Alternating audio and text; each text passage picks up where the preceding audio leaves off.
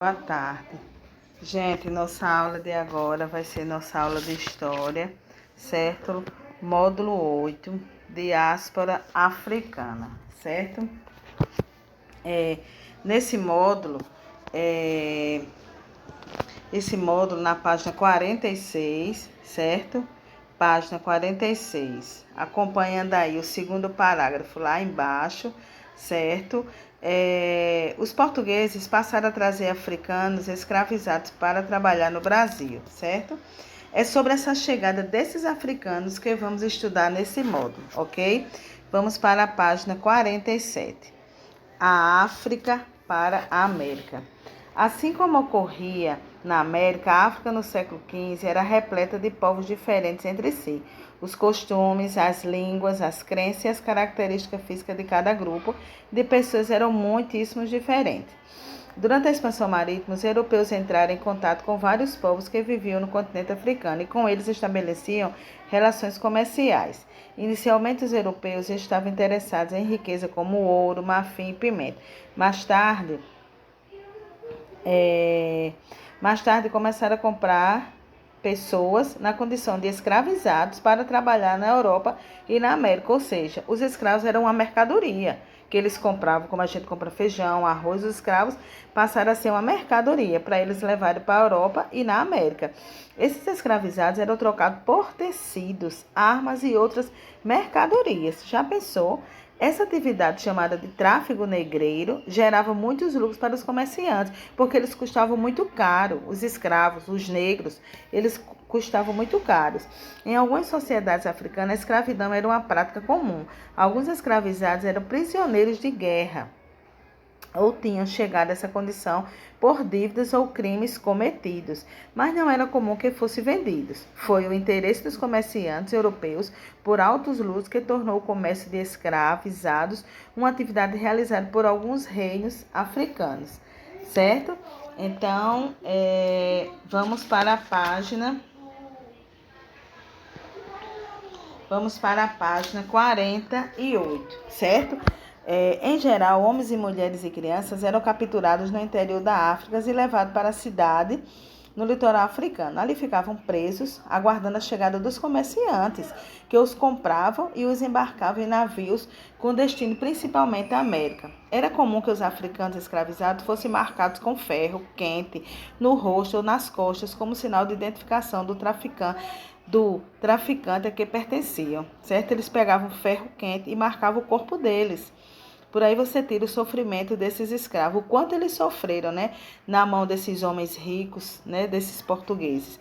Os navios que transportavam os africanos escravizados eram conhecidos como navios negreiros ou tombeiros. Por quê? Por levarem só os negros, né, só os escravos. Para dificultar as revoltas, famílias e pessoas de um mesmo grupo eram separadas. Muitas crianças eram separadas de suas mães. Os traficantes de escravos procuravam garantir o maior lucro possível nas viagens. Por isso, o número de cativos era muito grande e eles viajavam amontoados um em cima do outro, quase sem espaço para se mexer. Eram muitos escravos mesmo. Na página 49. Os escravizados eram transportados acorrentados no porão dos navios, sem nenhuma higiene e sem nenhuma alimentação suficiente para eles. Por isso, os navios também eram conhecidos como os tumbeiros. Alguns se assemelhavam às tumbas ou túmulos, por muitos escravizados morriam durante essa viagem, por causa da alimentação ou alimentação suficiente, né, para eles. A maioria dos mortos era provocada por disenterias e infecções intestinais devido à baixa qualidade da comida e de água, que realmente eram muito precárias, tanto a água como a alimentação, né? Também podiam ocorrer surtos de varíola, sarampo, febre, amarelo ou tifo. Alguns escravizados suicidavam-se por não suportar a viagem. O escorbuto, doença provocada pela falta de alimentos frescos, e o banzo, que se chama depressão provocada pela saudade da terra, também afetavam muitos cativos, né? Não sei se vocês já ouviram falar em banzo. Como vocês são crianças ainda, esse banzo é do século passado. Ou seja, o que é banzo, tia? Banzo é aquela que hoje se chama depressão, você sente saudade da família, sente saudade dos parentes, né? Então eles morriam disso, de banzo, de saudade, sem ver ninguém, só sofrimento, né? Sem água, sem alimento. Eles sofreram muito, muito, bastante.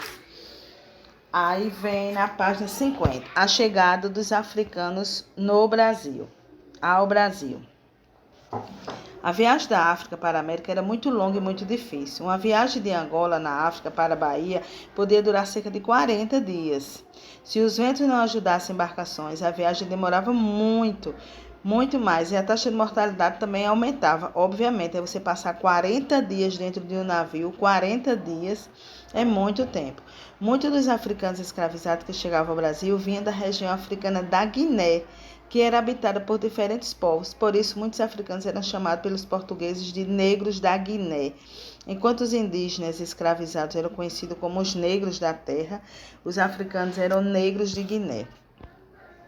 Homens e mulheres e crianças que sobreviviam à travessia do Oceano Atlântico desembarcavam nos portos de Recife, Salvador e Rio de Janeiro.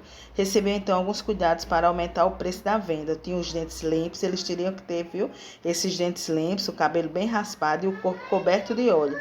Recebiam também uma quantidade maior de comida para que pudessem recuperar parte das forças perdidas nessa longa viagem. Depois eram levados para os mercados onde aguardavam os seus compradores. Era mercadoria, literalmente mercadoria, né? Esses negros. Nos mercados, os escravizados eram tratados como objetos. Na página 51, meus amores, desculpem. Agora a página 51. Nos mercados, os escravizados eram tratados como objetos, chamados de peças, e o valor deles variava de acordo com o sexo e a idade. Os mais valiosos eram os homens jovens, entre 12 e 30 anos, pois tinham muita força para o trabalho nas lavouras. Calculava-se que até 1888, quando a escravidão foi abolida, chegaram ao Brasil cerca de 4,8 milhões de africanos escravizados, enquanto cerca de 300 mil morreram no caminho. O trabalho escravo e a produção do açúcar. A partir de 1550, o tráfico de africanos para o Brasil aumentou muito. Havia necessidade de mão de obra para trabalhar nas plantações de cana-de-açúcar, um produto muito valorizado na Europa. Os portugueses plantavam cana-de-açúcar no Brasil e em outras colônias, onde também utilizavam o trabalho de africanos escravizados.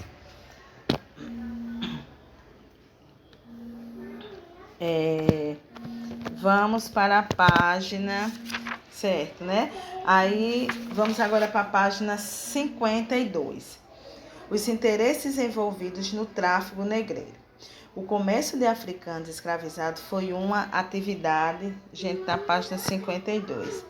O comércio de africanos escravizados foi uma atividade muito lucrativa, tanto para os traficantes como para o governo português, pois cada venda gerava impostos a serem pagos ao rei de Portugal.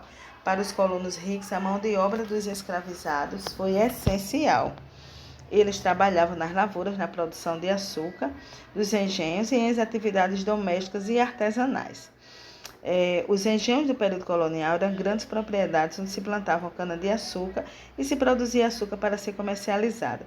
Para realizar todas essas atividades, eram necessários muitos trabalhadores. Em alguns engenhos trabalhavam mais de 200 pessoas escravizadas. Mais de 200 escravos. O trabalho era muito pesado e muito cansativo, muitas vezes chegando a 18 horas por dia. Os escravizados eram vigiados todo o tempo e submetidos a castigos físicos. A Igreja Católica apoiava o tráfico de africanos escravizados, pois considerava que os povos africanos viviam na ignorância por não conhecer o verdadeiro Deus. Assim, resgatá-los da sua vida na África e catequizá-los seria uma maneira de salvá-los. Certo? Por hoje, gente, essa é nossa aula de história. A próxima